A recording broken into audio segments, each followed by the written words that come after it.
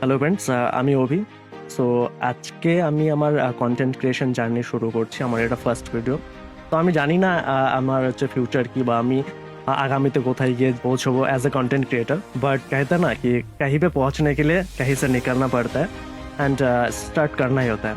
ঠিক আছে, চাহে ফিউচার कुछ भी हो। এই জন্যই আমি হচ্ছে আজকে শুরু করছি কন্টেন্ট ক্রিয়েশন। তো আমার ফার্স্ট ভিডিও ভুলচুল অনেক কিছুই হবে, আমরা সেটা থেকে শিখবো এবং ভিডিওটাকে আরো বেটার এবং আরো বেটার কন্টেন্ট আমরা দেওয়ার চেষ্টা করব।